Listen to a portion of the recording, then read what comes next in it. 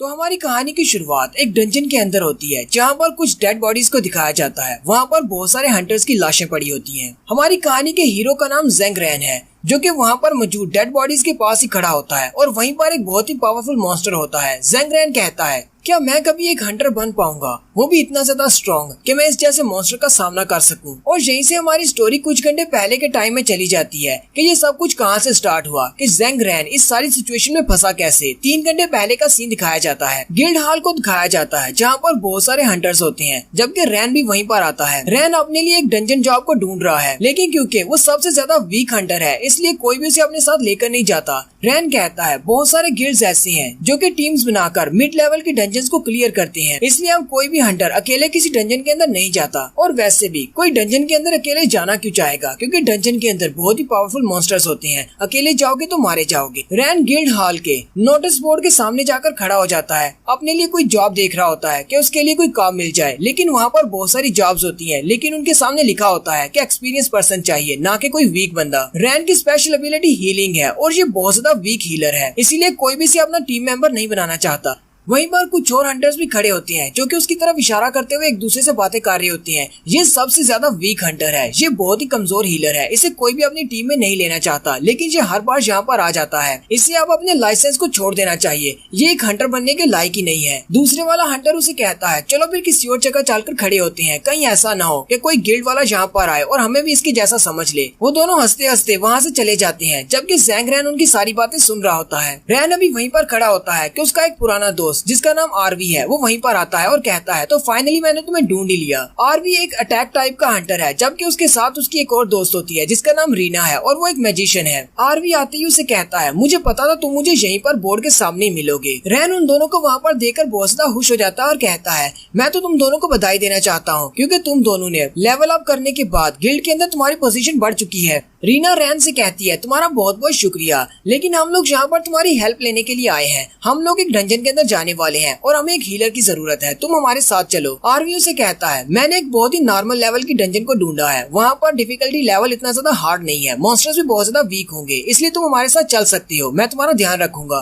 रैन उसे कहता है, तुम्हें तो मेरे बारे में पता है कि मैं सबसे ज्यादा वीकेस्ट हीलर हूँ, मैं तुम्हें हील नहीं कर सकता, मेरी वजह से तुम सब लोग बहुत ज्यादा स्लो हो जाओगे। आरवी उसे कहता है, चलो बस करो, अब चुपचाप मेरे साथ चलने को तैयार हो जाओ, वरना तुम्हारा लाइसेंस कैंसिल हो जाएगा अगर तुम डंजन के अंदर नहीं जाते तो। रैन उसे कहता है, अच्छा ठीक है, अब तुम इतना कह रहे हो तो मैं तुम्हारे साथ चलता हूँ। फिर वो लोग सिटी के किसी एक हिस्सा में चले जाते हैं जहाँ पर वो डंजन का गेट है। उस डंजन का लेवल नॉर्मल होता है और उसके अंदर ज्यादा से ज्यादा 10 लोग जा सकते हैं। साथ ही नेक्स्ट सीन डंजन के अंदर का दिखाया जाता है जहाँ पर बहुत सारे डीमन मॉन्स्टर्स निकलते हैं। वो उन सारे मॉन्स्टर्स को मार देते हैं और सिर्फ एक ही बचता है। रैन उनसे कहता है, सिर्फ एक ही बचा है, चलो जल्दी करो, इसे भी मार डालो। रैन अपनी पावर्स को यूज करते हुए उनको साथ साथ हील कर रहा होता है, जबकि वो बाकी के सारे वहाँ पर फाइट कर रहे होते हैं। उनके पास जो लास्ट मॉन्स्टर बचता है वो काफी ज्यादा स्ट्रॉन्ग होता है। आरवी उसके ऊपर अटैक करता है, लेकिन उसके ऊपर कोई भी असर नहीं होता। आरवी कहता है, मुझे नहीं लगता कि इसके ऊपर कुछ असर हो रहा है, हमें पहले इसे बांधना होगा। वो रीना से कहता है, रीना अपने मैजिक को यूज करके इसको बांध दो। रीना अपने हाथों को सामने की तरफ करती है और एक मैजिकल फॉर्मेशन को ओपन करती है जिसके अंदर से कुछ एनर्जी वेव्स निकलती हैं और उसके हाथों को बांध लेती है। जैसे ही वो उसको बांध लेती है, आरवी कहता है, तुम तो बहुत ज्यादा टाइम पर आए हो, आज मैं अपनी तलवार के नए स्किल्स को यूज करने वाला था और मैं नए स्किल्स को तुम्हारे ऊपर ही यूज करूंगा। आरवी अपनी स्वर्ड को लेकर उसके सामने जाकर खड़ा हो जाता है और अपने आसपास से एनर्जी एब्जॉर्ब करने के बाद उसकी गर्दन की तरफ एक जबरदस्त स्लैश लगाता है। आरवी की सिर्फ एक ही स्लैश के साथ उस बड़े से मॉन्स्टर की गर्दन कट जाती है। रैन भी ये देखकर बहुत ज्यादा हैरान हो जाता है और कहता है, क्या ये इसकी अपग्रेडेड पावर है? मैंने सुना था ये लेवल अप हुआ है, लेवल अप होने के बाद ये तो बहुत ज्यादा स्ट्रॉन्ग हो गया है।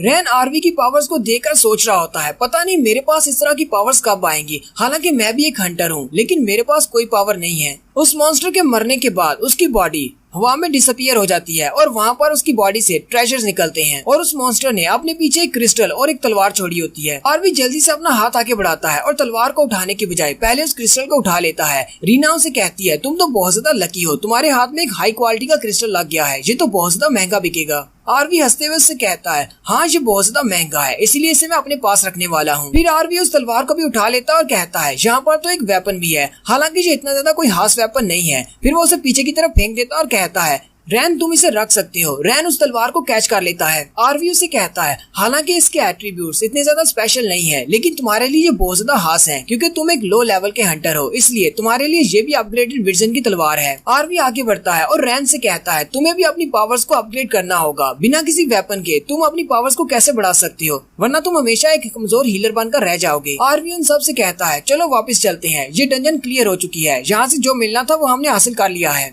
फिर वो सारे लोग डंजन से बाहर की तरफ चलना शुरू करते हैं। आरवी रैन से कहता है तुम्हारा बहुत बहुत शुक्रिया हमारे साथ आने के लिए। रैन उसे कहता है तलवार देने के लिए तुम्हारा शुक्रिया। आरवी कहता है अगली बार हमारे साथ जरूर आना, शायद इसी तरह का तुम्हें कोई और ट्रेजर मिल जाए। वो लोग अभी डंजन से बाहर जाने के रास्ते पर होते हैं कि उसी वक्त उन्हें कुछ क्रैक होने की आवाज आती है। रीना वहीं पर रुक जाती है और कहती है क्या तुम लोगों ने इस आवाज को सुना, जैसे कोई स्टैचू टूट रहा हो। वो लोग जहाँ पर खड़े होते हैं उनके सामने ऊपर वाली दीवार के ऊपर एक बड़ा सा स्टैचू होता है जो कि पत्थर का बना होता है, लेकिन वो आहिस्ता आहिस्ता टूट रहा होता है और उसके अंदर से एक मॉन्स्टर निकलता है। आरवी भी वहीं पर रुक जाता है और अपनी तलवार निकाल कर कहता है मुझे लगता है कि हम लोग आज बहुत ज्यादा लकी हैं, हमें इस नॉर्मल लेवल की डंजन के अंदर एक हिडन बॉस मिल गया है। वो मॉन्स्टर अपने स्टैचू को तोड़कर उनके सामने आकर खड़ा हो जाता है और वो बहुत ज्यादा स्ट्रॉन्ग होता है। वो सारे लोग दूर खड़े होकर उस हिडन बॉस को देखना शुरू कर देते हैं। रैन उन सब से कहता है क्या तुम सब लोगों ने कभी किसी नॉर्मल लेवल की डंजन के अंदर किसी हिडन बॉस को देखा है। आरवी उसे कहता है वैसे मैंने कभी इस बारे में नहीं सुना कि किसी नॉर्मल लेवल की डंजन के अंदर कोई हिडन बॉस निकला हो, लेकिन आज हमारे सामने एक हिडन बॉस खड़ा है, हम लोग इस बात को नजरअंदाज नहीं कर सकते, हमें इस हिडन बॉस को हराना होगा। हमारे सामने एक मौका प्लेट में सजाकर दिया गया है, इसे मारने पर बहुत सारे एट्रीब्यूट्स मिलेंगे। रैन आरवी से कहता है लेकिन मैंने सुना है कि हिडन बॉस बहुत ज्यादा पावरफुल होते हैं, नॉर्मल बॉस के मुकाबले में 10 गुना ज्यादा पावरफुल होते हैं। रीना उसे कहती है तुम्हें परेशान होने की जरूरत नहीं, यहाँ पर हमारे साथ बहुत सारे हंटर साथी हैं, हम सब लोग मिलकर इसका सामना करेंगे,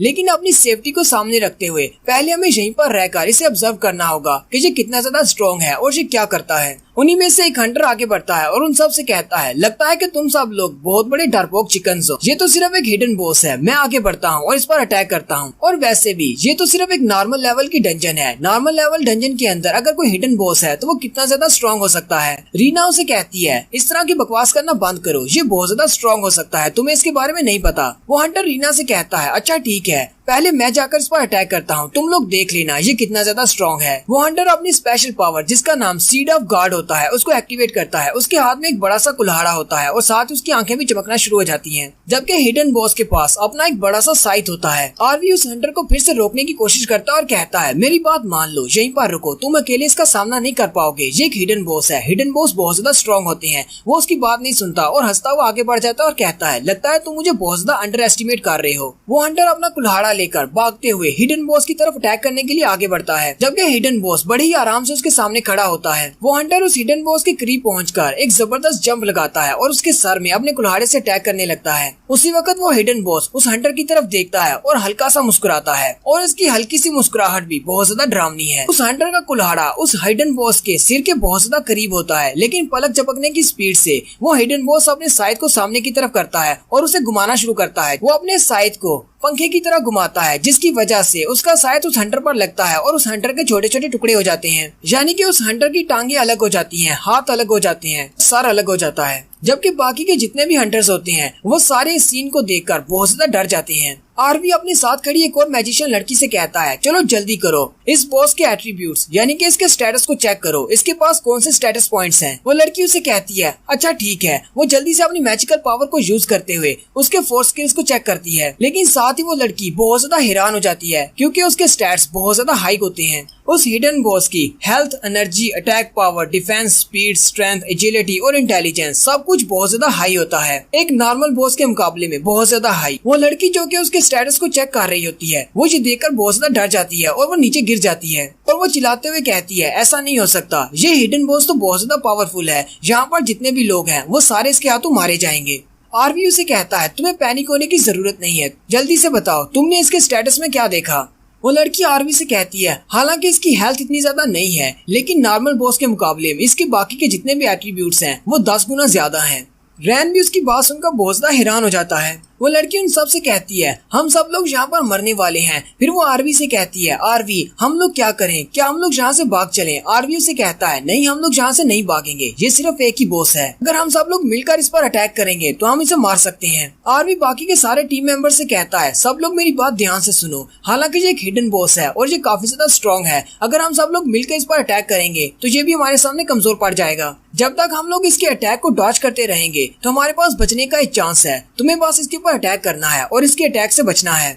एक बार हम लोग इस बॉस को मार दें उसके बाद हम सब लोग मिलकर इस डंजन से बाहर जाएंगे। चलो फिर अपना बेस्ट देते हैं और इस बॉस पर अटैक करने का सिर्फ एक ही मौका मिलेगा, अब इस मौके को गंवाना मत। चलो सभी लोग रेडी हो जाओ, इसके ऊपर अटैक करते हैं। आरवी भी अपनी तलवार लेकर उस पर अटैक करने के लिए रेडी हो जाता है, जबकि हिडन बॉस तो पहले से उन्हें मारने के लिए रेडी बैठा है। फिर वो सारे लोग आगे बढ़ते हैं और उसके ऊपर अटैक कर देते हैं। आरवी उन सब से कहता है हिडन बॉस के ऊपर अटैक करो और साथ ही इसके अटैक्स को भी डॉज करना, अगर इसने तुम पर अटैक कर दिया तो तुम्हारे टुकड़े हो जाएंगे। कुछ हंटर्स भागते हुए सामने की तरफ से उसके ऊपर अटैक करते हैं, लेकिन हिडन बॉस अपने साइड को घुमाता है और वो सारे के सारे पीछे की तरफ गिर जाते हैं। जबकि रीना भी अपने बाकी के मैजिशियंस के साथ खड़ी होती है और उनको लीड कर रही होती है। वो उन सब के साथ मिलकर उसके ऊपर फायर अटैक करती है। वो सारे मैजिशियन अपने फायर अटैक की मदद से उसके बाजू और टांगों के ऊपर अटैक करते हैं। हिडन बॉस को भी काफी ज्यादा डैमेज बर्दाश्त करना पड़ रहा होता है। बाकी के टीममेट्स हंटर ये देखकर काफी ज्यादा खुश हो जाते हैं और कहते हैं अगर हमारे मैजिशियंस इसी तरह इस पर अटैक करते रहे तो हमारे पास जीतने का एक चांस है, हम लोग इस हिडन बॉस को मार डालेंगे। जबकि वो लड़की जो कि पहले उसके स्टैट्स चेक कर रही थी, पिछली एपिसोड ने जिसके उसके स्टैट्स चेक किए थे, वो अभी भी उसके स्टैट्स देख रही होती है और कहती है बस इसी तरह इसके ऊपर अटैक करते रहो, इसकी हेल्थ रेशो बहुत ज्यादा कम रह गई है, ये बहुत ही जल्दी मरने वाला है। आरवी उस लड़की की बात सुनने के बाद बाकी सब से कहता है तुम लोगों ने सुन लिया, इस मॉन्स्टर की एचपी कम हो रही है, जल्दी से इसके ऊपर अटैक करते रहो, अपने हीलर्स को प्रोटेक्ट करो और अपने मैजिशियंस को भी। उसी वक्त वो हिडन बॉस अपने साइड को घुमाते हुए आरवी के ऊपर अटैक करता है। आरवी जल्दी से जंप करते हुए साइड पर हो जाता है। रीना बाकी के सारे मैजिशियन से कहती है जल्दी से अपनी फायर पावर को बढ़ाओ और इसके ऊपर अटैक करते रहो, ये बहुत ही जल्दी हार मान लेगा, इसकी एचपी बहुत ज्यादा लो रह चुकी है। वो अपनी फायर पावर को बढ़ाते हैं और उसके ऊपर फायर अटैक करते जाते हैं और उनका फायर अटैक उस हिडन बॉस के ऊपर काफी ज्यादा असर भी कर रहा होता है। हिडन बॉस की एचपी बहुत ज्यादा लो हो जाती है। वो सारे हंटर्स काफी ज्यादा खुश होते हैं कि इसी तरह अगर हम इसके ऊपर अटैक करते रहे तो ये हिडन बॉस बहुत ही जल्दी कोलैप्स हो जाएगा। चाहे इसके बाकी के सारे स्टैट्स बहुत ज्यादा स्ट्रॉन्ग है, लेकिन फिर भी इसकी हेल्थ अगर इसी तरह कम होती रही तो ये बेकार है। वो सारे मैजिशियन जो कि उसके ऊपर अटैक कर रहे थे, वहाँ पर एक जबरदस्त धमाका होता है और इस बार दिखाते हैं कि हिडन बॉस बहुत ज्यादा गुस्सा हो जाता है और वो अपने साइड को घुमाते हुए अपने सामने मौजूद एक हंटर को मार देता है। बाकी के सारे हंटर्स कहते हैं चलो जल्दी से सब लोग मिलकर आगे बढ़ते हैं और इसको मार देते हैं, क्योंकि इसके एचपी स्टेटस बहुत ज्यादा कम हो चुका है। अगर हम लोग इसी तरह लगातार इस पर अटैक करते रहे तो ये बहुत ही जल्दी मर जाएगा। लेकिन जैसे ही वो उसके करीब जाने लगते हैं, वो हिडन बॉस अपने एक स्पेशल स्किल को एक्टिवेट करता है। वो अपने हाथ को सामने की तरफ करते हुए अपने पास एक लेजर बीम शूट करता है। आरवी भी ये देखकर बहुत ज्यादा हैरान हो जाता है और कहता है ये क्या है, क्या ये मॉन्स्टर अपने रेज मूड में जा रहा है या फिर ये हिडन बॉस की मैडनेस मूव है। हिडन बॉस लेजर बीम को शूट करने के बाद हल्का सा मुस्कुराता है। रैन आगे बढ़ता है और आरवी से कहता है क्या हुआ, क्या यहाँ पर कोई मसला है, ये मैडनेस या फिर रेज मूड क्या होता है? थोड़ी देर पहले तो ये बॉस मरने वाला था, इसकी एचपी बहुत ज्यादा लो हो चुकी थी। रीना उसे कहती है मैडनेस एक स्पेशल स्किल है, ये एक ऐसा स्पेशल स्किल है जो कि सभी हिडन बॉस के पास नहीं होता, लेकिन जिसके पास भी ये स्पेशल स्किल होता है वो अपनी मैडनेस स्किल को एक्टिवेट करके अपनी हेल्थ को दोबारा से रीगेन कर सकता है और इसके स्टैट्स पहले से भी डबल हो जाते हैं। यानी कि जितनी स्पीड और पावर इसके पास पहले थी वो सारी अब डबल हो चुकी है। मुझे नहीं लगा था कि इसके पास भी इस तरह का कोई स्किल हो सकता है, क्योंकि ज्यादातर डंजन बॉस के पास ये मैडनेस वाला स्किल नहीं होता। रैन उसे कहता है तो फिर अब हम लोग क्या करेंगे, क्या हम सब लोग यहीं पर मरने वाले हैं? आरवी उसे कहता है नहीं, हमारे पास अभी एक मौका है, जब तक कि मैं अपनी स्वर्ड के अंदर बहुत सारी एनर्जी को जमा कर सकता हूँ, मुझे बस थोड़ा सा टाइम चाहिए। जैसे ही मैं एनर्जी को इकट्ठा कर लूंगा, मैं इसके ऊपर वन स्ट्राइक अटैक करूंगा और इसे मार डालूंगा। रैन उसे कहता है क्या तुम्हें पक्का पता है कि तुम्हारा ये स्पेशल मूव काम करेगा? आरवी उसे कहता है मुझे नहीं पता, ट्राई करने पर ही पता चलेगा। और साथ ही वो अपनी स्वर्ड में एनर्जी को इकट्ठा करना शुरू करता है। रीना उसे कहती है तुम आराम से अपनी एनर्जी को इकट्ठा करो, मैं तुम्हें ज्यादा से ज्यादा टाइम बाय करके देती हूँ। रीना भी अपनी पावर्स को रिलीज करती है और उसे अपनी कुछ एनर्जी दे देती है जो कि उसकी स्वर्ड में जाकर इकट्ठी हो जाती है। आरवी अपनी तलवार को लेकर जंप करते हुए उस पर अटैक करने के लिए आगे बढ़ता है और कहता है अब तुम्हें यहीं पर मरना होगा। आरवी जंप करते हुए अपनी तलवार को घुमाते हुए उसके ऊपर एक स्लैश लगाता है, लेकिन आगे से वो उसे डॉज कर लेता है और वो भी अपने साइड को घुमाते हुए उसके ऊपर अटैक करने लगता है। जैसे ही वो उस पर अटैक करता है, आरवी जंप करते हुए साइड पर हो जाता है। वो हिडन बॉस हवा में उड़ना शुरू कर देता है और फिर से अपने लेजर वाले उसी स्पेशल स्किल को यूज करता है। वो आरवी के ऊपर अटैक कर रहा होता है, जबकि आरवी उससे बचता बचाता कहता है मेरे पास अब एक चांस है, मैं इसके ऊपर अटैक कर सकता हूँ। आरवी भी काफी ज्यादा गुस्से में होता है और हिडन बॉस से कहता है तुम्हारी हिम्मत कैसे हुई मेरे सामने फाइट बैक करने की, आज तुम मेरे हाथों से ही मरोगे।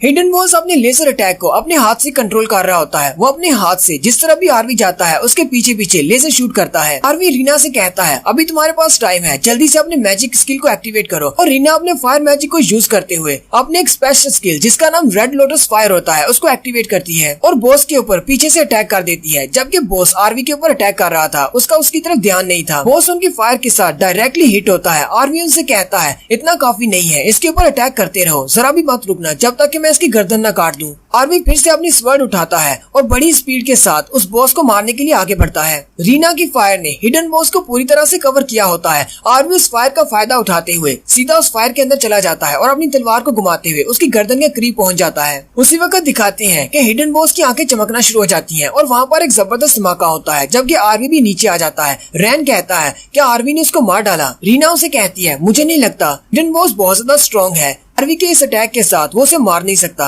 हिडन बॉस जो कि पहले हवा में उड़ रहा होता है वो उस फायर में पूरी तरह कवर होता है और वो नीचे आ जाता है। जबकि हंटर्स काफी ज्यादा खुश हो जाते हैं और कहते हैं लगता है कि आरवी ने इसे मार दिया, इसीलिए वो नीचे आ गया है। कि आरवी को भी ऐसा ही लग रहा होता है कि उसने उसको मार दिया है। वो भी कहता है चलो शुक्र है मैंने हिडन बॉस को मार दिया। जबकि वही लड़की जो कि हिडन बॉस के स्टैट्स पर नजर रखे हुए है वो कहती है नहीं ऐसा नहीं हो सकता, आरवी ने अभी हिडन बॉस को नहीं मारा, हिडन बॉस अभी तक जिंदा है। वो लड़की चिल्लाते हुए बाकी सब से कहती है वो अभी तक जिंदा है, जल्दी से यहाँ से भागो वरना कोई भी जिंदा नहीं बचेगा। उनके सामने की तरफ से हिडन बॉस एक जबरदस्त चीख मारता है और आगे बढ़ने वाला स्टैंस लेता है जैसा कि रनिंग के वक्त रनर्स लेते हैं। बड़ी स्पीड के साथ सबसे पहले उसी लड़की की तरफ आगे बढ़ता है जो कि हिडन बॉस के स्टैट्स को देखकर सबको वार्निंग दे रही थी कि वो अभी तक जिंदा है। वो लड़की चिल्लाकर उन सब से कहती है हिडन बॉस ने तो अभी तक कोई भी डैमेज नहीं लिया, लेकिन अभी तक तुम लोगों ने जितने भी इसके ऊपर अटैक किए हैं किसी ने भी उसको जरा भी डैमेज नहीं किया। लेकिन हिडन बॉस बड़ी स्पीड के साथ उस लड़की के बिल्कुल सामने आकर खड़ा हो जाता है और अपने पंजे को घुमाते हुए उसकी गर्दन को उड़ा देता है। उस लड़की का कटा हुआ सर बाकी के हंटर्स के पैरों में आकर गिरता है। वो हंटर्स बहुत ज्यादा घबरा जाते हैं।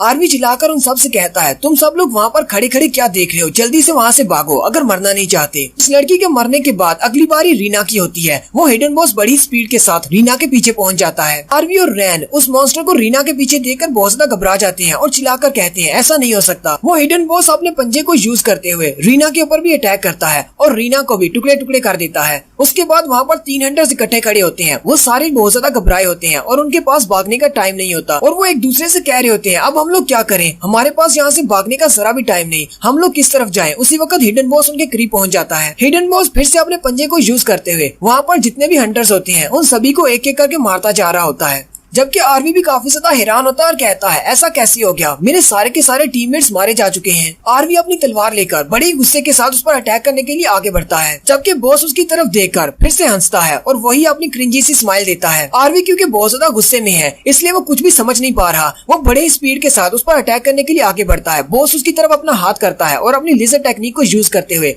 उसके ऊपर अटैक कर देता है, जिसकी वजह से आरवी भी पीछे की तरफ गिर जाता है और आरवी भी यहीं पर मर जाता है। वहाँ पर जितने भी हंटर्स होते हैं वो सारे के सारे मर जाते हैं। अब सिर्फ रैन वहाँ पर बचता है। रैन बहुत ज्यादा डर जाता है और अपने घुटने टेक कर वहीं पर बैठा सोच रहा होता है अब मैं क्या करूँ, मैं यहाँ पर अकेला बचा हूँ, बाकी के सारे लोग मर चुके हैं, मुझे यहाँ पर बचाने वाला कोई भी नहीं। आरवी उस मॉन्स्टर से कह रहा होता है ऐसा कैसे हो सकता है, तुमने बाकी सभी को मार डाला लेकिन मुझे एंड के लिए छोड़ दिया। क्या तुम्हें लगता है कि मैं इतना ज्यादा वीक हूँ कि मैं तुम्हारे हाथों से मरने के भी काबिल नहीं हूँ, इसलिए तुमने मुझे एंड के लिए छोड़ दिया है। और साथ ही रैन को अपनी कुछ बैक फ्लैश मेमोरीज याद आती है जहाँ पर उसके कुछ पुराने टीममेट्स उसे कहते हैं तुम बहुत ज्यादा वीक हो, तुम हमारे साथ आते ही क्या करने के लिए हो, तुम्हें कोई भी अपनी टीम में लेना नहीं चाहता, तुम मर क्यों नहीं जाते, तुम्हारी वजह से हमारे बहुत सारे लोग मारे जाते हैं, तुम हमें स्लो कर देते हो। कोई उसे लूजर कहता है, कोई उसे रबिश कहता है, कोई उसे कहता है तुम सिर्फ एक कचरा हो, कोई उसे कहता है तुम बहुत ज्यादा वीक हो, तुम इस लायक नहीं हो कि डंजन के अंदर आ सको। रैन अपने सर पे हाथ रखता है और कहता है नहीं, ये सारे लोग बिल्कुल गलत हैं, मैं कोई लूजर नहीं हूँ, मैं कोई वीक नहीं हूँ। आरवी के मरने के बाद उसकी स्वर्ड वहीं पर पड़ी होती है। रैन की नजर उसकी स्वर्ड पर पड़ती है और कहती है मैं इसकी स्वर्ड उठाकर इस पर अटैक कर सकता हूँ, अगर मुझे मरना ही है तो मैं इस पर अटैक करके मरूंगा। उसी वक्त रीना और आरवी भी उसके सामने आते हैं और उसे कहते हैं, रीना उसे कहती है तुम कोई डरपोक नहीं हो, ना ही तुम वीक हो, तुम बॉस को मार सकती हो, तुम ये कर सकते हो। जबकि आरवी उसे कह रहा होता है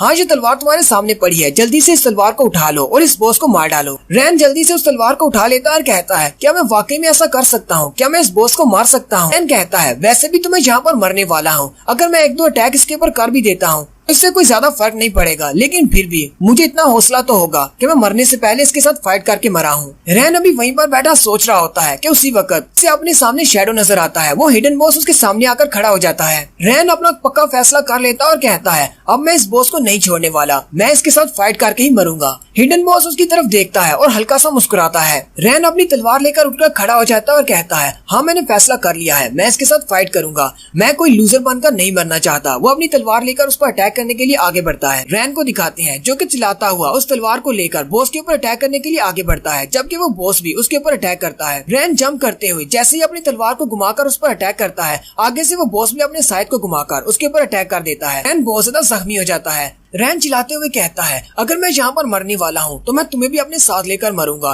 क्योंकि वो अभी तक उसकी बॉडी के साथ अटैच होता है। वो अपनी तलवार को उसके सीने में दंसा देता है। जैसे ही वो अपनी तलवार को उसके सीने में दंसाता है, वो हिडन बॉस चिल्लाना शुरू कर देता है और उसकी चेस्ट में से बहुत सारी रोशनी निकलती है। हिडन बॉस पंच मारते हुए रैन को पीछे की तरफ फेंक देता है। रैन इतना ज्यादा जख्मी होता है कि उसकी आंखें बंद होना शुरू हो जाती हैं। रैन कहता है मैंने तुम सब लोगों का बदला ले लिया, अब तुम सब लोगों की आत्मा को शांति मिल सकती है, और साथ ही वो अपनी आंखें बंद कर लेता है। जबकि उसके सामने जो हिडन बॉस होता है उसकी बॉडी से बहुत ज्यादा एनर्जी निकलती है, और जैसी वो एनर्जी निकलती है सामने एक रोशनी फैल जाती है और सब कुछ व्हाइट हो जाता है, जबकि रैन एक अलग ही डायमेंशन में चला जाता है। रैन खुद भी बहुत ज्यादा हैरान होता है और कहता है ये मैं कहाँ पर हूँ, ये कौन सी जगह है, क्या मरने के बाद ऐसा लगता है, क्या मरने के बाद हम लोग ऐसी जगह पर चले जाते हैं। रैन कहता है बाकी सब लोग भी तो मेरे साथ ही मरे हैं, क्या पता मैं उन सब लोगों को भी यहाँ पर देख सकूं। रैन जल्दी से अपने कपड़ों की तरफ देखता है और कहता है मैंने कपड़े क्यों पहने हुए हैं, जबकि मैं मर चुका हूँ, मरने के बाद कोई कपड़े कैसे पहन सकता है। उसी वक्त रैन के सामने एक विंडो ओपन होती है। रैन कहता है ये क्या है। उस विंडो के ऊपर लिखा होता है कंग्रेचुलेशन। उस विंडो में रैन से कहा जाता है कि तुमने एक सीक्रेट मिशन को अनलॉक कर लिया है, अब तुम्हें इस सिस्टम का हिस्सा बना दिया गया है। तुमने लास्ट हाई प्रीस्ट को मार दिया है जो कि इस डंजन का हिडन बॉस था, और साथ ही नीचे कंडीशंस लिखी होती हैं कि इस मिशन को पूरा करने की सिर्फ 4 ही कंडीशंस थी। नंबर 1 पूरी डंजन को क्लियर करना है, हिडन बॉस को मारना है। नंबर 3 बाकी के सारे टीममेट्स को मरना पड़ेगा और सिर्फ एक ही को जिंदा रहना पड़ेगा। और साथ ही उसके पास एक और विंडो ओपन होती है और कहा जाता है तुम्हें इस हिडन बॉस को मारने पर एक इनाम मिला है। फिर उसको उसका रिवार्ड दिखाया जाता है जो कि एक तलवार होती है और उसका नाम ब्लेड ऑफ इवोल्यूशन होता है। यानी कि रैन को उस डंजन में रिवार्ड के तौर पर एक ब्लेड मिला है जो कि इवोल्व हो सकता है, किसी भी कंडीशन में अपने आप को अपग्रेड कर सकता है। ये भी बिल्कुल सोलो लेवलिंग की तरह की ही स्टोरी है, लेकिन वहाँ पर वो अपनी स्ट्रेंथ को लेवल अप करता था, लेकिन जहाँ पर ये अपने ब्लेड को लेवल अप कर सकता है। नेक्स्ट सीन में फिर से उसी हिडन बॉस को दिखाते हैं जो कि एक मरे हुए टीममेट के बॉडी से उसका दिल निकाल कर खा रहा होता है, जबकि रैन भी वहीं पर खड़ा ये सब कुछ देख रहा होता है और वो बहुत ज्यादा घबरा जाता है, क्योंकि वो जिस टीममेट का दिल निकाल कर खा रहा होता है वो उसका दोस्त आरवी होता है। हिडन बॉस उसके दिल को खाने के बाद हल्का सा मुस्कुराता है और फिर वो रैन की तरफ देखता है। फिर वो उठकर खड़ा हो जाता है और रैन की तरफ आगे बढ़ना शुरू करता है। रैन बहुत ज्यादा घबरा जाता है। हिडन बॉस उसके सामने आकर खड़ा हो जाता है और अपने पंजे को यूज करते हुए जैसे उस पर अटैक करने लगता है, उसी वक्त रैन की आंख खुल जाती है। रैन जल्दी से उठकर बैठ जाता है। रैन अपने बिस्तर में लेटा होता है और कहता है मैंने फिर से वही सपना देखा, जब से मैं उस डंजन से जिंदा वापस आया हूँ तब से जो अजीब सा सपना मुझे बार बार आ रहा है। वो हिडन बॉस तो मेरे दिमाग से निकल ही नहीं रहा, वो इतना ज्यादा पावरफुल था। रैन यहीं पर अपने बारे में बताता है कि मेरा नाम ज़ेंग रैन है और मैं भी एक हंटर हूँ और मेरी हंटिंग टाइप हीलर है। हालांकि मैं एक बहुत ही कमजोर हीलर हूँ, मैं किसी को भी हील नहीं कर पाता। इसी वजह से बहुत सारे लोग मुझे डंजन में अपने साथ लेकर नहीं जाते, कोई भी मुझे अपना टीममेट नहीं बनाना चाहता क्योंकि मैं बाकी सबको बहुत ज्यादा स्लो कर देता हूँ। लेकिन कुछ हफ्ते पहले मेरे 2 दोस्त आरवी और रीना मेरे पास आए और मुझे एक नॉर्मल रैंक की डंजन के अंदर लेकर गए। वो नॉर्मल रैंक की डंजन हमारे लिए बहुत ज्यादा पावरफुल साबित हुई। वहाँ पर हमारा सामना एक हिडन बॉस के साथ हुआ। उस हिडन बॉस ने मेरे सारे साथियों को मार डाला। आरवी और रीना भी मारे गए, सिर्फ मैं ही वहाँ पर जिंदा बचा। रैन कहता है हालांकि आरवी के गिल्ड वालों ने इन्वेस्टिगेशन को रोक दिया है, वो मजीद इस मसले को इन्वेस्टिगेट नहीं कर रहे और मुझे छोड़ दिया गया है, लेकिन फिर भी लोगों ने बातें बनाना शुरू कर दी हैं। वो सब मुझे कर्स्ड हीलर कहते हैं। एक तो पहले मैं वीक था, अब वो लोग मुझे श्रापित भी कहते हैं और कोई भी मेरे साथ काम नहीं करना चाहता। वो सारे लोग मुझे श्रापित कहते हैं। उनके कहने का मतलब है कि मुझे अकेले ही डंजन में जाना चाहिए, कोई भी मेरे साथ अपनी टीम नहीं बनाना चाहता। रैन उठकर अपने फ्रिज में देखता है तो उसके पास ज्यादा खाना नहीं बचा होता। रैन के पास पानी की भी सिर्फ एक ही बोतल होती है। रैन कहता है मेरे पास तो सिर्फ एक ही पानी की बोतल बची है, लगता है कि मुझे मार्केट में जाकर नई पानी की बोतल खरीदना पड़ेगी। वो उस बोतल को भी निकाल लेता है और उसमें बचा हुआ पानी पी लेता है। फिर वो अपने रूम की तरफ देखता है। पूरा रूम बहुत ज्यादा गंदा होता है क्योंकि उसने पिछले कुछ महीनों से रूम की सफाई नहीं की। जब से वो डंजन से वापस आया है तो सिर्फ अपने कमरे में ही होता है और सारा दिन सोया पड़ा रहता है। रैन कहता है चलो फिर मार्केट चलते हैं और कुछ शॉपिंग करके लाते हैं।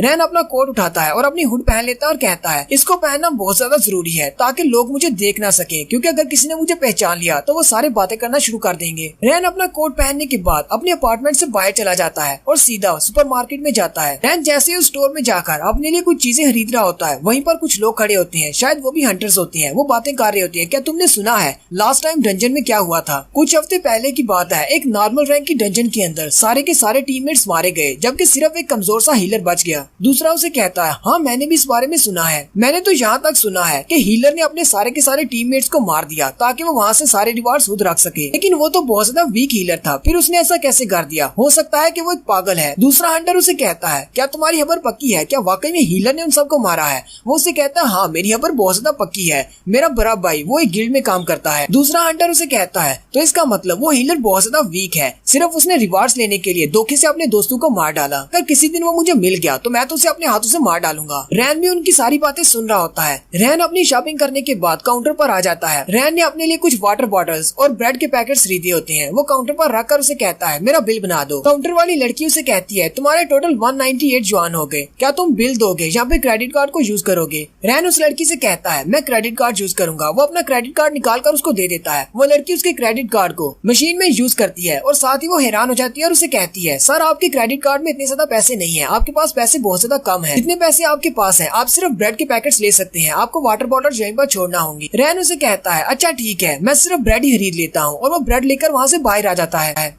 रैन मार्केट से बाहर आने के बाद कहता है पिछले कुछ हफ्तों के बाद मैं पहली बार अपने रूम से बाहर निकला हूँ। रैन काफी ज्यादा उदास होता है और कहता है अब जबकि सभी लोगों को पता चल चुका है मैं एक श्रापित हीलर हूँ, कोई भी मुझे अपनी टीम में नहीं लेगा। मुझे पैसे कमाने के लिए कोई और काम करना होगा, क्योंकि मेरे पास पहले से ही कोई टीम नहीं है और अब तो मेरे पास दोस्त भी नहीं बचे। आरवी और रीना दोनों ही मारे जा चुके हैं। रैन वहाँ से आगे चलना शुरू करता है और थोड़ी देर सोचने के बाद कहता है अब मैं क्या करूँ? वो कहता है अब मेरे पास सिर्फ एक ही रास्ता बचा है, मैं एक डंजन के अंदर जा सकता हूँ जहाँ पर हम लोग अकेले भी जा सकते हैं। वो चलते हुए एक डंजन के गेट के सामने जाकर रुकता है। रैन कहता है इस डंजन को नॉविस डंजन कहते हैं, इसके अंदर हम लोग अकेले भी जा सकते हैं। ये आम लोगों के लिए एक डंजन है, बहुत ही कमजोर हंटर्स के लिए जो कि इस डंजन के अंदर जाकर प्रैक्टिस कर सकते हैं। रैन कहता है अब क्योंकि ये इंसानों की बनाई हुई एक डंजन है जो कि सिर्फ प्रैक्टिस के लिए है, इसलिए इसका डिफिकल्टी लेवल 0 है, यानी कि यहाँ पर ज्यादा पावरफुल मॉन्स्टर्स नहीं होते, आप लोग आसानी से उनको मार सकते हैं। रही बात पैसों की, तो इस डंजन को क्लियर करने पर आपको बहुत ही थोड़े से पैसे मिलते हैं, लेकिन मेरे लिए काफी है, गुजारा करने के लिए काफी होंगे। रैन कहता है वैसे ये डंजन मेरे लायक तो नहीं है, लेकिन फिर भी अब मेरे पास और कोई ऑप्शन नहीं बचा, मैं किसी और बड़ी डंजन में नहीं जा सकता, मुझे इसी डंजन में जाना होगा, क्योंकि मैं नहरें नहीं कर सकता, मेरे पास पैसे नहीं है, मुझे कुछ पैसे कमाने के लिए ये करना ही पड़ेगा वरना मैं भूख से मर जाऊंगा।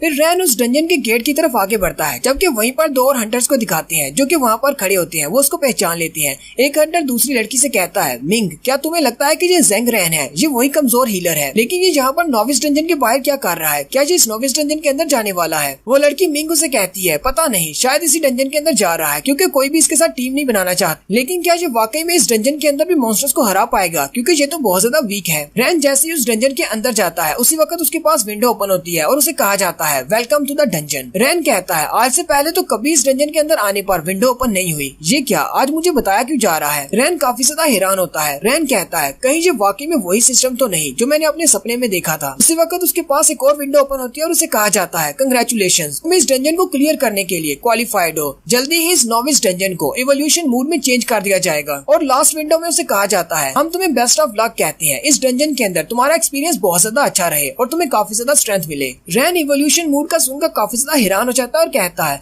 अब ये इवोल्यूशन मोड क्या चीज है? उसी वक्त उसके सामने बहुत ही गाढ़ी सी थिक फोग आ जाती है ब्लड कलर की। वो कहता है ये ब्लडी थिक फोग क्या है? जैसे ही वहाँ पर फोग आती है उसके हाथ में उसका ब्लेड ऑफ एवोल्यूशन अपने आप आ जाता है। रैन कहता है मेरा ब्लेड ऑफ एवोल्यूशन अपने आप मेरे हाथ में आ गया, लगता है कि इस जगह के साथ वो रिएक्ट कर रहा है। रैन कहता है इस जगह को देखकर तो ऐसे ही लग रहा है कि जो कुछ भी हो रहा है वो इस ब्लेड ऑफ एवोल्यूशन की वजह से हो रहा है। फिर रैन उसी ब्लडी फोग में आगे चलना शुरू करता है और कहता है चलो फिर देखते हैं आज यहाँ पर क्या होने वाला है और ये एवोल्यूशन मोड क्या चीज है। ऐसे वो थोड़ा सा आगे बढ़ता है तो उसी वक्त उसके पास एक विंडो ओपन होती है और उसे कहा जाता है तुम्हारे लिए एक छोटा सा टेस्ट है और उसे मिशन के तौर पर कहा जाता है कि तुम्हें तुम्हें यहाँ पर 100 अर्थ मॉन्स्टर्स को मारना है। रैन अपनी विंडो में सब कुछ पढ़कर बहुत ज्यादा हैरान हो जाता है और कहता है ऐसा कैसे हो सकता है, नोविस डंजन के अंदर इतने ज्यादा अर्थ एलिमेंटल मॉन्स्टर्स कहाँ से आ सकते हैं, मुझे तो लगा था मुझे सिर्फ 3 को मारना है, आज यहाँ पर इतने ज्यादा मॉन्स्टर्स कहाँ से आ सकते हैं। और साथ ही वो देखता है कि वहाँ पर जो ब्लडी फॉग होती है वो भी गायब हो जाती है। उसी वक्त जमीन के अंदर से एक मॉन्स्टर अपना पंजा बाहर निकालता है। रैन कहता है ये क्या है, जमीन के अंदर से क्या निकल रहा है, और उसके देखते ही देखते उसके आसपास बहुत सारे इसी तरह के मॉन्स्टर्स निकलना शुरू हो जाते हैं, क्योंकि ये अर्थ मॉन्स्टर्स हैं, वो अर्थ के नीचे से निकलते हैं। एक बड़ा सा अर्थ मॉन्स्टर जिसकी पूरी बॉडी के ऊपर स्टोन्स लगे होते हैं वो उसके सामने आकर खड़ा हो जाता है और अपने हाथों को ऊपर की तरफ उठाकर रैन के ऊपर अटैक करने के लिए रेडी होता है। रैन उस मॉन्स्टर की तरफ देखता है और कहता है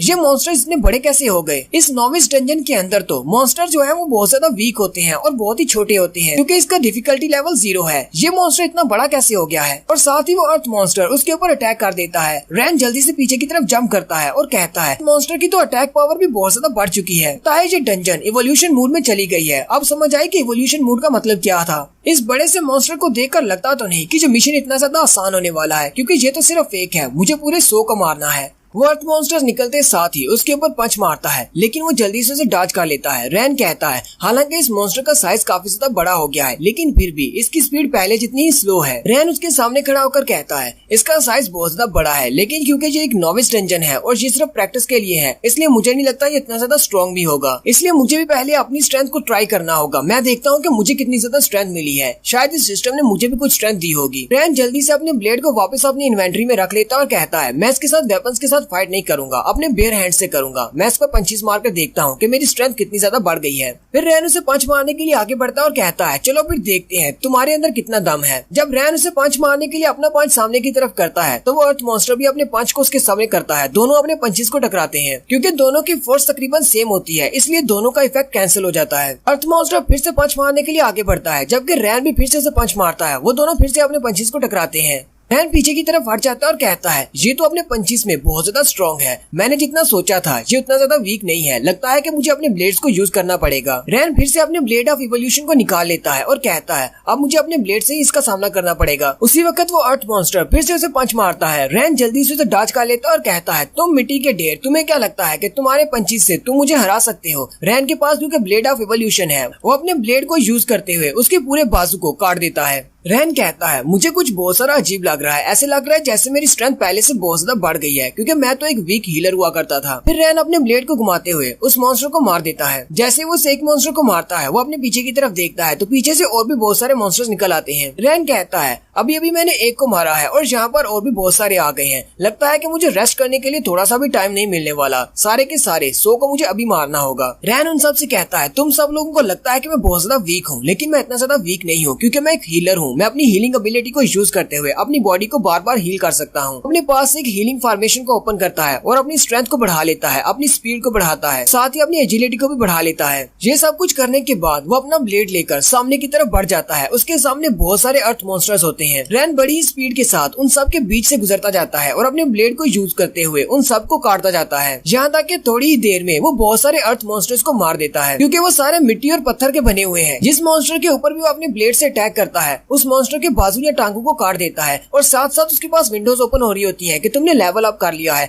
वो जितनी बार मॉन्स्टर्स को मारता है उतनी बार उसके पास विंडो ओपन होती है कि तुमने लेवल अप कर लिया है। उसने टोटल 100 मॉन्स्टर्स को मारना होता है। वहाँ पर मौजूद 99 मॉन्स्टर्स को मारने के बाद उसके पास सिर्फ एक ही बचता है। उसकी तरफ देखता और कहता है अब तुम आखिरी बचे हो, तुम्हें बड़ी ही शान से मारूंगा। रैन जल्दी से ऊपर की तरफ जंप करता है और अपने ब्लेड ऑफ इवोल्यूशन को यूज करते हुए उसकी गर्दन उड़ा देता है, जिससे उसके बाकी की बॉडी के टुकड़े टुकड़े हो जाते हैं। और उस आखिरी वाले को मारने पर भी उसे लेवल अप कहा जाता है और साथ ही विंडो ओपन होती है और कहा जाता है कंग्रेचुलेशन, तुमने फर्स्ट टेस्ट को पास कर लिया है। रैन उन सारे 100 मॉन्स्टर्स को मारने के बाद काफी ज्यादा थक जाता है और अपनी तलवार को वहीं पर टेक कर बैठ जाता है और कहता है मैं तो बहुत ज्यादा थक गया, इन सारे मॉन्स्टर्स को मारना इतना भी आसान नहीं था। उसी वक्त उसके पास विंडो ओपन होती है और कहा जाता है इन सारे मॉन्स्टर्स को मारने पर तुम्हें एक रिवार्ड दिया गया है। उसको जो रिवार्ड मिलता है उसका नाम अर्थ एसेंस होता है और उसे कहा जाता है तुम अपनी अर्थ एसेंस रिवार्ड को अपने वेपन के साथ फ्यूज कर सकते हो, यानी कि एक स्पेशल एबिलिटी होती है जिसको अपने वेपन के साथ फ्यूज करने के बाद ये वो इस स्किल को यूज कर सकता है। रैन कहता है चलो शुक्र है जब मिशन पूरा हुआ, ये तो बहुत ज्यादा थका देने वाला था। लेकिन साथ ही एक और विंडो ओपन होती है और उसे कहा जाता है तुमने पहले टेस्ट को पास कर लिया है, अब तुम्हारे पास सेकंड टेस्ट है। और इस बार उसे एक और टास्क दी जाती है। उसका मिशन ये होता है कि उसने 100 वाटर एलिमेंट्स को मारना है, यानी 100 वाटर मॉन्स्टर्स को मारना है। अब रैन उस विंडो को देखने के बाद बहुत ज्यादा चौंक जाता है, क्योंकि वो तो पहले से बहुत ज्यादा थका हुआ है। बड़ी मुश्किल से उसने पहले मिशन को पूरा किया है और उसके पास अब एक और मिशन आ गया है जिसमें उसने 100 वाटर एलिमेंट्स को मारना है। रैन कहता है सेकंड मिशन स्टार्ट होने से पहले मुझे कुछ तैयारी करना होगी। वो अपनी इन्वेंट्री में जाता है और कहता है मुझे इस मिशन को पूरा करने पर एक रिवार्ड मिला है, लेकिन मुझे नहीं पता कि ये रिवार्ड करता क्या है क्योंकि इसके ऊपर सिर्फ नाम लिखा हुआ है, इसके यूज के बारे में कुछ भी नहीं लिखा हुआ। मैंने इस तरह के रिवार्ड के बारे में पहले कभी नहीं सुना, किसी भी डंजन से कभी किसी को इस तरह का कोई रिवार्ड नहीं मिला। रैन उस ट्रेजर को अपने हाथ में निकाल लेता है और कहता है ये एक स्पेशल एबिलिटी है, लेकिन मुझे नहीं पता कि ये करती क्या है और इसे यूज कैसे करना है, और मेरे पास इतना टाइम भी नहीं है कि मैं इसको इन्वेस्टिगेट कर सकूं कि इसको यूज कैसे करना है। फिलहाल के लिए मैं इसे अपनी इन्वेंट्री में रख लेता हूं क्योंकि सेकंड मिशन स्टार्ट होने वाला है। पता नहीं कि सेकंड मिशन के मॉन्स्टर कितने ज्यादा स्ट्रांग होंगे। रैन कहता है अगर इसी तरह चलता रहा तो मुझे नहीं लगता कि मैं यहाँ से इस नॉविस डंजन से जिंदा बाहर निकलूंगा। पता नहीं इस मिशन को पूरा करने के बाद कहीं ऐसा ना हो मुझे एक और मिशन दे दिया जाए। उसी वक्त उसके सामने एक ब्राइट लाइट चमकती है, इतनी ज्यादा लाइट होती है कि उसे कुछ भी दिखाई नहीं देता।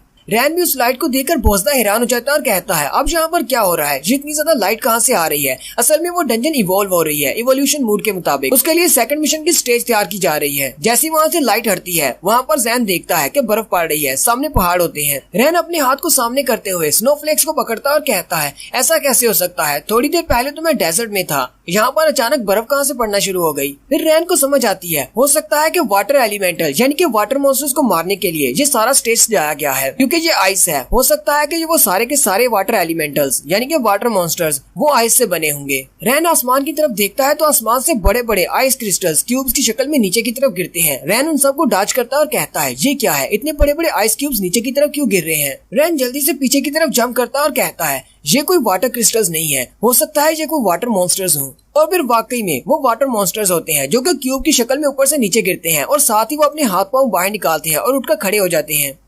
रैन उन सब की तरफ देखता और कहता है हालांकि मैंने इस तरह के वाटर मॉन्स्टर्स के साथ पहले फाइट की हुई है, लेकिन लगता है कि इवोल्यूशन मूड की वजह से ये इवॉल्व हो गए हैं और ये भी पहले से काफी ज्यादा बड़े हो गए हैं और इनकी स्ट्रेंथ भी बढ़ गई होगी। एक वाटर मॉन्स्टर आगे बढ़ता है और रैन के ऊपर अटैक करता है, जबकि रैन पीछे की तरफ जंप करते हुए उसके ऊपर अपने स्वर्ड से अटैक करता है। रैन उसके सर के पास जाकर उसके सर पे अटैक करता है, लेकिन कुछ भी नहीं होता। रैन पीछे हट जाता है और कहता है इनके ऊपर मेरा ब्लेड ऑफ इवोल्यूशन काम नहीं कर रहा। रैन बार बार उसके ऊपर अटैक करता है, वो मॉन्स्टर भी उस पर अटैक कर रहा होता है, वो उसे पंजा मारता है, जबकि रैन उसके बाजू पर अटैक करता है और कहता है आखिर मेरा ब्लेड ऑफ इवोल्यूशन इसके ऊपर काम क्यों नहीं कर रहा। जब वो गौर से देखता है तो उसे पता चलता है कि इनके पास हीलिंग एबिलिटी है, ये अपनी बॉडी को उसी वक्त रीजनरेट कर लेते हैं। रैन कहता है अर्थ मॉन्स्टर्स के मुकाबले में ये वाली फाइट बहुत ज्यादा मुश्किल होने वाली है क्योंकि ये सारे वाटर से बने हुए हैं और वाटर को हम लोग कट नहीं कर सकते। इनके पास हीलिंग एबिलिटी है, ये अपनी बॉडी को दोबारा से रीजनरेट कर लेते हैं, इसलिए मुझे लगता है कि इन सबको मारना बहुत ज्यादा मुश्किल हो सकता है। रैन फिर से वहीं पर बैठकर हार मान लेता और कहता है अब मैं यहाँ पर मरने वाला हूँ, मुझसे कुछ नहीं होगा। काश मेरे पास कोई स्पेशल इफेक्ट होता या फिर कुछ स्पेशल एबिलिटी होती जिससे मैं इनको मार सकता। चाहे मैं इनके ऊपर कितना भी अटैक कर लूँ ये अपने आप को रीजनरेट कर लेंगे, तो फिर मेरा इनसे फाइट करने का फायदा ही क्या है। रैन अपना सर झुकाकर वहीं पर बैठ जाता है, जबकि उसके सामने बहुत सारे आइस एलिमेंटल्स खड़े होते हैं। रैन अपने आप से कहता है क्या मैं वाकई में यहाँ पर मरने वाला हूँ। उसी वक्त उसके पास विंडो ओपन होती है और उसे कहा जाता है ये सिस्टम टिप्स हैं। पिछले मिशन में जो तुम्हें रिवार्ड मिला था तुम उसे अपने स्वर्ड के साथ फ्यूज कर सकते हो, तुमने सारी रिक्वायरमेंट्स को पूरा कर लिया है। क्या तुम अपनी उस मिलने वाली एबिलिटी को अपनी तलवार के साथ फ्यूज करना चाहते हो या नहीं।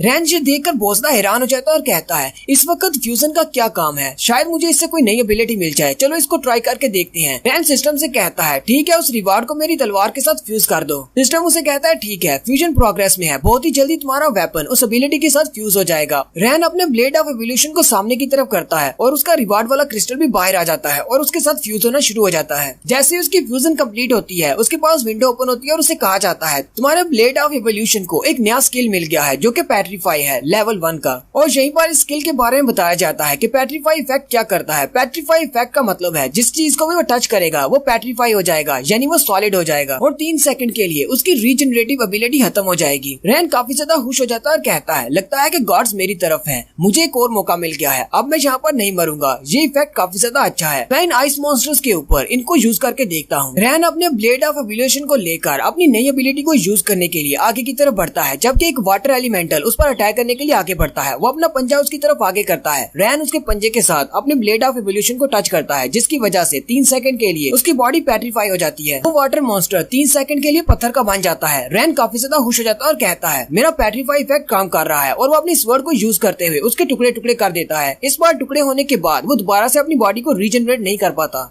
रैन उन सारे मॉन्स्टर से कहता है चलो ठीक है आ जाओ कमीनो, मैं तुम सबको एक एक करके मारूंगा, अब मेरे पास भी एक स्किल आ गया है। उसके सामने बहुत सारे वाटर मॉन्स्टर्स होते हैं। रैन बड़ी स्पीड के साथ उन सब की तरफ आगे बढ़ता है, बिल्कुल वैसे ही जैसे उसने अर्थ मॉन्स्टर्स को मारा था। वो उन सब के दरमियान में घुस जाता है और जिसको भी अपनी स्वर्ड से टच करता है वो पेट्रीफाई हो जाता है, यानी वो पत्थर का बन जाता है। फिर अपनी तलवार का अटैक करते हुए वो उनके टुकड़े कर देता है। वहाँ पर उसके सामने जितने भी वाटर मॉन्स्टर्स होते हैं, रैन उन सबको मारने के बाद कहता है लगता है कि मैंने सभी को मार दिया, क्योंकि वहाँ पर अब कोई भी नहीं बचा होता। वो अपने सिस्टम में देखता है अपने मिशन के बारे में, तो वहाँ पर लिखा होता है तुमने अभी तक सिर्फ 99 को मारा है, एक अभी भी रहता है। रैन अपने सिस्टम को देखकर काफी ज्यादा हैरान होता है और कहता है लगता है कि सिस्टम में कोई एरर आ गया है, मैंने तो सब के सबको मार दिया है, यहाँ पर तो मुझे और कोई भी दिखाई नहीं दे रहा। फिर सिस्टम क्यों कह रहा है कि यहाँ पर अभी एक बाकी है। थोड़ी देर के बाद रैन जैसे पीछे की तरफ देखता है तो उसने जितने भी वाटर एलिमेंटल्स को मारा होता है उन सभी के टुकड़े इकट्ठे होते हैं और एक बन जाते हैं। वो जब गौर से देखता है तो वहाँ पर उनकी आइस क्वीन होती है। रैन उसको देखकर काफी ज्यादा घबरा जाता है और कहता है ये तो स्नो क्वीन है, बाकी के सारे वाटर मॉन्स्टर्स को मिलाकर एक स्नो क्वीन बनी है। इस अकेली स्नो क्वीन के पास 99 मॉन्स्टर्स की पावर है, ये बहुत ज्यादा स्ट्रॉन्ग होने वाली है।